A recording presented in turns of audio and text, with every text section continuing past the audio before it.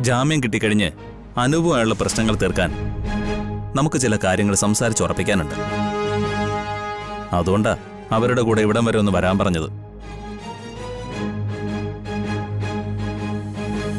പേടിക്കണ്ട, കൊണ്ടുവന്നതുപോലെ സച്ചി അവര് തിരിച്ചു കൊണ്ടുവിടും. പിന്നെ അവരോട് എതിർക്കാനോ ഈ വിവരം പോലീസിൽ അറിയിക്കാനോ എന്തെങ്കിലും പ്രശ്നം ഉണ്ടാക്കാനോ ശ്രമിച്ചാ നിന്റെ അടുത്ത് നിൽക്കുന്ന എന്റെ ആളുകളുടെ കയ്യില് നല്ല ഒന്നാം തരം ടൂൾസ് ഉണ്ട്. കത്തിയും തോക്കും എല്ലാം. അവര് നിന്റെ ഭാര്യയെയും പിന്നെ അവിടെയുള്ള എല്ലാവരെയും വെട്ടിയരിയും. അതുകൊണ്ട് ഓവർ സ്മാർട്ടാവാൻ ശ്രമിക്കരുത്. നമ്മൾ തമ്മിൽ ഒരു പ്രശ്നവുമില്ല. എനിക്ക് തന്നെ ഉപദ്രവിക്കണമെന്നുമില്ല. നമ്മുടെ ഡീൽ ഒന്നുകൂടി ഒന്ന് ഉറപ്പിക്കണം, അത്രേ ഉള്ളൂ. അതിന് താൻ ഒന്നിവിടം വരെ വരണം. പെട്ടെന്ന് പോവാം, ഇല്ലെങ്കിൽ എനിക്ക് അങ്ങോട്ട് വരേണ്ടി വരും. ഗർഭിണിയായ തന്റെ ഭാര്യയ്ക്ക് അത് താങ്ങാൻ കഴിയില്ല. അതുകൊണ്ട് അവരുടെ കൂടെ വണ്ടി കയറി ഇങ്ങോട്ട് പോരെ. ആ, ഞാൻ നോക്കട്ടെ. നോക്കാനൊന്നുമില്ല, വന്നേ പറ്റൂ.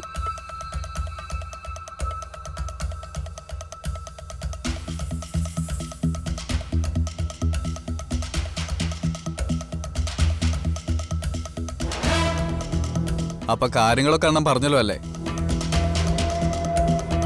എന്നാ പോവാം. എങ്ങോട്ട് പോവാൻ?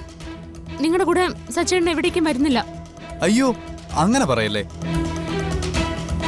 അണ്ണൻ ഇയാളോട് എന്തോ സംസാരിക്കാനുണ്ട്. അത് പറഞ്ഞിട്ട് ഞങ്ങൾ തിരിച്ചുകൊണ്ടുവിടാം. അങ്ങനല്ലേ സച്ചി സാറേ പറഞ്ഞത്?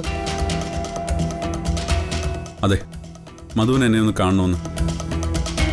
ഞാൻ ഇവരുടെ കൂടെ ഒന്ന് പോയിട്ട് തിരിച്ചു വരാം. എന്നാ ഞാനും വരാം. സച്ചേട്ടനെ ഒറ്റയ്ക്ക് ഞാൻ വിടില്ല. അയ്യോ, പെങ്ങളെ കൊണ്ട് ചെല്ലാൻ പറഞ്ഞിട്ടില്ല കേട്ടോ. വാ സാറേ.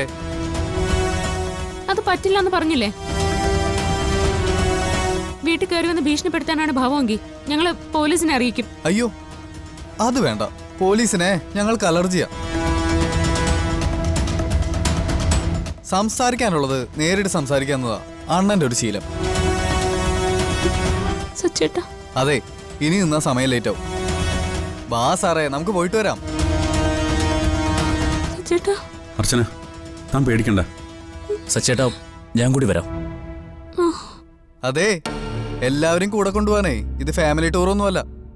അണ്ണന് സംസാരിക്കാനാ, അതും ഒറ്റയ്ക്ക്. സച്ചേട്ടാ.